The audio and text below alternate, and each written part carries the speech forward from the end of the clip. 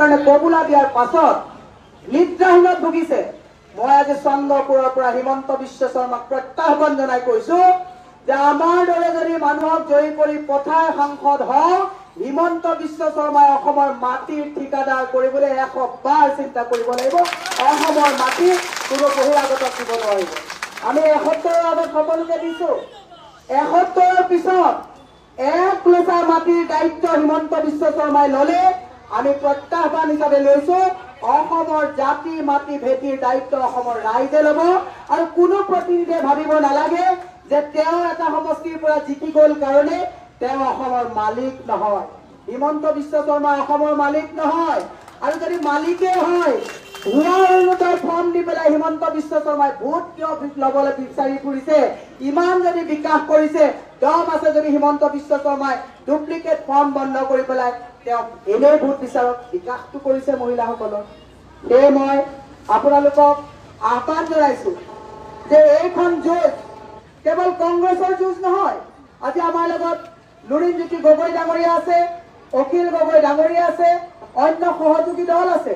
আমাৰ দলৰ লগত তেওঁলোকৰ মতবিৰোধ আছে, মত পাৰ্থক্য আছে, কিন্তু আমি ঐক্যবদ্ধ কি কাৰণত হৈছো? আমি অধিকাৰ হেৰুৱাব গৈ আছো।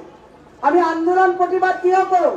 যেতিয়া চৰকাৰ স্বেচ্ছাচাৰী হয়, যেতিয়া চৰকাৰে পাব্লিকৰ কথাবিলাক নুশুনে, তেতিয়া আমি আন্দোলন আৰু প্ৰতিবাদ কৰি চৰকাৰক বাধ্য কৰাও যে আমাৰ ভোটেৰে জয়ী হোৱা চৰকাৰে 100 বাৰ চিন্তা কৰিবলৈ যে ৰাইজৰ জনকল্যাণমুখী কামৰ বিপৰীতে যাতে কাম নকৰে। সেইকাৰণে আজি আমাৰ সংবিধান যিখন আছে তাত বাক স্বাধীনতা নাইকিয়া কৰা হৈছে। মণিপুৰত উলংঘভাৱে মহিলাক পেৰেড কৰা হ'ল, প্ৰধানমন্ত্ৰী নগল। জোনমণি ৰাভাক পৰিকল্পিতভাৱে হত্যা কৰা হ'ল। জোনমণি ৰাভাৰ মাতৃক বাধ্য কৰোৱা হ'ল কেছ উঠাই ল'বৰ কাৰণে। এতিয়া বেটি ক'ত গ'ল? অসমৰ বেটিক কওক, মণিপুৰৰ বেটিক কওক, বিলকিছ বানুক কওক, মনীষা বাল্মীকিক কওক, অৰ্ণমাই বৰাক কওক, ইন্দ্ৰজিৎ হবিলদাৰক কওক। এওঁলোক না বেটিৰ লগত আছে, না এওঁলোক যুৱকৰ লগত আছে। এই কথাখিনি আমাৰ মাতৃ সমাজে বুজিব লাগিব। মই এতিয়া আপোনালোকক আহ্বান জনাইছো, যেতিয়া মন্ত্ৰী মুখ্যমন্ত্ৰী পৰিয়ালৰ পত্নী বা পৰিয়ালে ৰাজনৈতিক অধিকাৰ লৈ পেলাই ৰাইজৰ মাজত এটা অহংকাৰ পৰিৱেশ সৃষ্টি কৰে, তেতিয়াই প্ৰজাৰ নুপুৰ নাকতি হয়।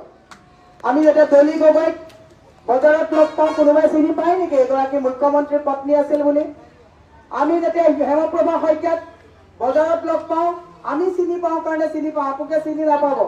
কিন্তু আজি দুৰ্ভাগ্যজনক কথা, এইখন অসমত মুখ্যমন্ত্ৰী নাথাকিলে পত্নী আধাৰশিলা কৰিবলৈ যায়। আমাক কি বুলি ভাবিছে তেওঁলোকে?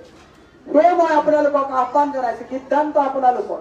ভোট কাক দিব এই কথাত আপোনালোকক আমাক কোৱাৰ অধিকাৰ নাই, কিন্তু আপোনালোকে সঠিকভাৱে সিদ্ধান্ত লৈ যদি মোক জয়ী কৰাই পঠায়, আমি লুৰিণজ্যোতি গগৈ ডাঙৰীয়া, আমি গৌৰৱ গগৈ ডাঙৰীয়া, প্ৰদ্যুৎ বৰদলৈ ডাঙৰীয়া প্ৰমুখ্যে আমাৰ যদি সৰহ সংখ্যক লোক যদি আমি জয়ী হৈ যাওঁ, সংসদত 100 বাৰ আমি ৰাইজৰ অধিকাৰক লৈ মাত পাতিম।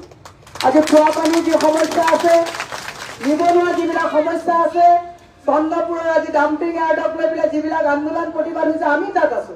আজি ইণ্ডাষ্ট্ৰিয়েল যিবিলাক গ্ৰোথ আছিলে গোটেইবিলাক বন্ধ হ'ল। আজি জাগিৰোড পেপাৰ মিলৰ কথা কওক, যোগীঘোপাৰ কথা কওক, এই গোটেইবিলাক এটা এটাকৈ এওঁলোকৰ দিনত কংগ্ৰেছৰ দিনত প্ৰতিষ্ঠা কৰা এটা ব্যৱসায় বন্ধ হৈছে। এইখন চৰকাৰে 11,442খন স্কুল বন্ধ কৰি মদৰ দোকানৰে এওঁলোকে ৰাজহৰে হেলিকপ্টাৰ চলাইছে। দুৰ্ভাগ্যজনক কথা। সেয়ে মই আপোনালোকক আহ্বান জনাইছো, সঠিক সিদ্ধান্ত লৈ আপোনালোকে অহা 7 তাৰিখে হাতৰ চিনত ভোট দি যদি আমাক জয়যুক্ত কৰে, মই এটা কথা আপোনালোকক শেষৰবাৰৰ কাৰণে কৈছো, খিলঞ্জীয়াৰ ঘৰত যদি বুলডোজাৰ লাগে, আমি সন্মুখত খাৰা হ'ম। 100 বাৰ চিন্তা কৰিব লাগিব যে বুলডোজাৰ চলাবলৈ আহোঁতে এইসকল খিলঞ্জীয়া অকলশৰীয়া নহয়, আমি তেওঁলোকৰ লগত আছো। সেয়ে আপোনালোকক আহ্বান জনাইছো যে আপোনালোকে আশীৰ্বাদ কৰক, সহযোগিতা কৰক। আপোনালোকৰ আশীৰ্বাদ আৰু সহযোগিতাই আমাক কাম কৰাৰ সুবিধা দিব। সকলোৰে সুস্বাস্থ্য আৰু দীৰ্ঘায়ু কামনা কৰি আপোনালোকক এটাই শেষত আহ্বান জনাইছো, 7 তাৰিখৰ দিনা আমাৰ যিবিলাক বুথ অফিচ থাকে, বুথ অফিচত কেৱল যে কংগ্ৰেছৰ মানুহ থাকিব, ৰাইজৰ দলৰ থাকিব, অজাপৰ থাকিব, এনেকুৱা কথা নহয়। প্ৰত্যেকজন দেশক ভাল পোৱা, প্ৰত্যেকজনে সংবিধানখনক সন্মান কৰা, প্ৰত্যেকজনে অসমৰ জাতি মাটি ভেটিক সন্মান কৰা, প্ৰতিজনে বুথৰ অফিচত আপোনালোকে পহৰা দিব লাগিব আৰু পুলিং এজেণ্টসকলক সষ্টম হৈ থাকি ইভিএম যেতিয়ালৈকে ষ্ট্ৰং ৰুমলৈকে নাযাব, ফৰ্ম 17 যেতিয়ালৈকে ফৰ্ম চিগনেচাৰ কৰি আমি ষ্ট্ৰং ৰুমত ইভিএম ভৰাই থৈ আহিব নোৱাৰিম, তেতিয়ালৈকে আমি পহৰা দিব লাগিব। কাৰণ আমাৰ পহৰাটো সূক্ষ্ম হ'ব লাগিব, শুদ্ধ হ'ব লাগিব। প্ৰধানমন্ত্ৰীৰ নিচিনা চকীদাৰ হ'ব নালাগে, যিজন প্ৰধানমন্ত্ৰীয়ে চকীদাৰ কৰি এটা এটাকৈ আমাৰ বস্তু আদানী আম্বানীক চমজাই দিলে। সেয়ে মই আশা ৰাখিছো, মই আপোনালোকক শেষত মোৰ কথাটো কৈছো, মোৰ হাতত পইচা নাই, মোৰ টকা পইচাৰ প্ৰতি মোৰ লালাসও নাই। মই আপোনালোকক টকা পইচা দি পেলাই ইলেকশ্যন খেলিবও নোৱাৰো। মই আপোনালোকক এটাই কথা কৈছো, আপোনালোকে মৰম কৰক, সহযোগিতা দিয়ক। মই যদি জিকি আহো, মই আজিয়ে ৰাইজক প্ৰতিশ্ৰুতি দিছো, কোনো কামৰ কমিশ্যন বিচাৰি মিৰাবৰ ঠাকুৰ নাযায়। কাৰণ মোৰ চহকী বা ধনী বহুত টকা থকাৰ বাসনা থকা হলে মই চৰকাৰ থাকোঁতে বিজেপিক প্ৰত্যাখ্যান জনাই পেলাই ওলাই নাহিলোহেঁতেন।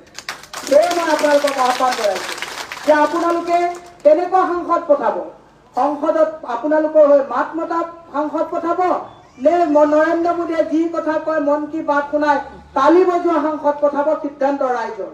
আৰু সেই সিদ্ধান্ত শুদ্ধ সিদ্ধান্ত হ'ব বুলি আশা ৰাখি আপোনালোকৰ সুস্বাস্থ্য আৰু দীৰ্ঘায়ু কামনা কৰি সকলোৰে সহায় সহযোগিতা আৰু আশীৰ্বাদ বিচাৰি মোৰ বক্তব্য মই সামৰণি মাৰিছো। মোৰ যিহেতুকে আৰু মিটিং আছে, আপোনালোকক লুৰিণজ্যোতি গগৈ ডাঙৰীয়াই খুব সুন্দৰভাৱে কথাখিনি ক'ব।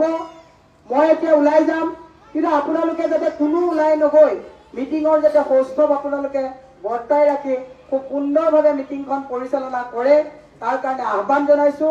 আৰু মিটিং শেষ হোৱাৰ পিছত আমাৰ এটা কাৰ্যালয় বনোৱা হৈছে, লুৰিণজ্যোতি গগৈ ডাঙৰীয়া কাৰ্যালয়টো উদ্বোধন কৰিব বুলি মই অনুৰোধ জনাই মই আপোনালোকৰ পৰা আৰু 5 মিনিটৰ পিছত বিদায় মাগিম। জয় হিন্দ, জয় অসম।